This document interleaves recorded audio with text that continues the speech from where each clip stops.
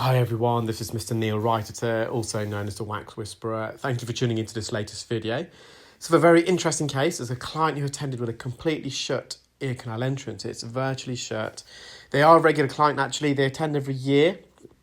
And this video just illustrates how the real benefits of endoscopic earwax removal, because on face value, like how are we going to get the endoscope into the ear? How are we going to get the instrument into the ear? Because the ear canal is so narrow, as you can see, and the entrance is shut. And we had a clear wax training course today, and I was showing the delegates today just what's possible with endoscopic earwax removal once you've got the experience and the training, and I kind of showed him this video. So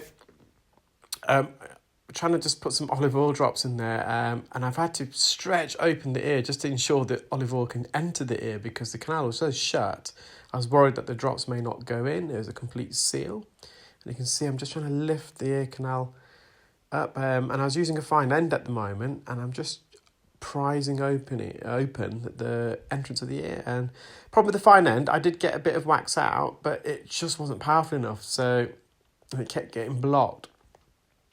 So in a moment, I'm going to have to go in with a standard Zollner suction probe, and the ear canal is obviously a lot narrower than the diameter of the Zollner suction probe, but that's when you use the endoscope to stretch open the entrance of the ear, widening the ear, which then allows us to insert the standard Zollner suction probe, and you'll see that in a moment. And because it's a bit oily, it's a bit blurry, a few hairs there, and because the ear is quite narrow as well, you just have a bit more of an oily effect.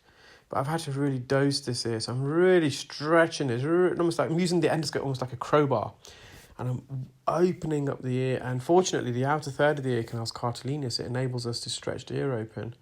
And not only is the ear canal entrance shut, the ear canal narrow, but she's got a very sticky, mushy type of consistency of wax, which can be very hard to suction. And I'm just trying to lift it off the anterior canal wall.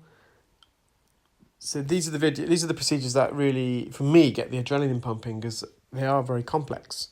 And if you've been watching my videos, I really enjoy doing the complex procedures. Unfortunately, I see quite a lot of complex procedures now, so I'm very grateful for that.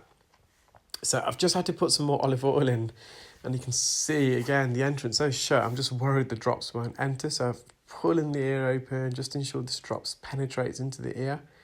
And you can see that it has. It's being absorbed by the wax.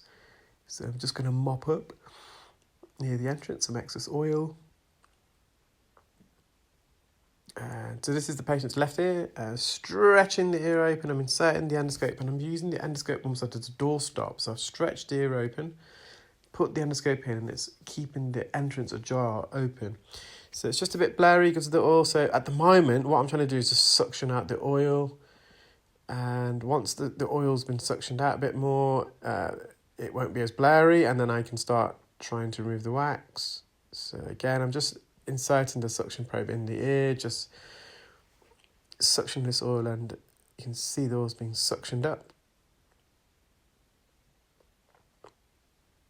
And there we are. So the majority of the oil is suctioned up, the blurriness is gone, so I can now continue to proceed with the procedure. So I'm just making contact with the wax, and as I'm making contact, I'm lifting it away from the canal wall. So we're on the anterior canal wall at the moment. So there's still a bit of oil in there. So occasionally it does get a bit blurry, but the majority of the oil's been suctioned. And you can see the eardrum now, the inferior parts of the base of the eardrum. And this is quite deep, this wax. It is lodged right up against the eardrum. You can see it's kind of a sticky, stodgy, fudge type of wax. And I'm just working this wax, just teasing it gently.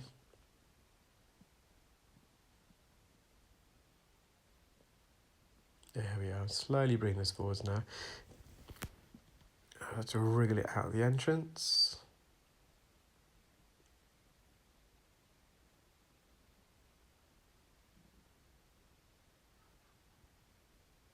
Again, I'm just retracting the pinner. So the pinner is the external cartilage of the ear.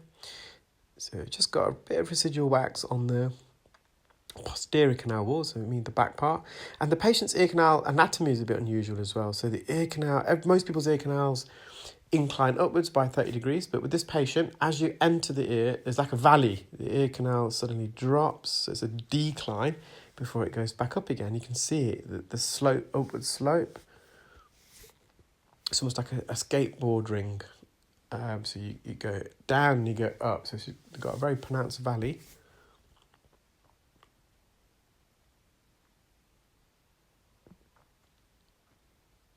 So it probably doesn't make the best viewing because of the oil, but we had to use the oil in this procedure because otherwise it wouldn't be able to suction. Because obviously, because the ear is very narrow, there's a few hairs there, so the hairs can sometimes smear the camera lens, but you can see a lovely view of the tympanic membrane.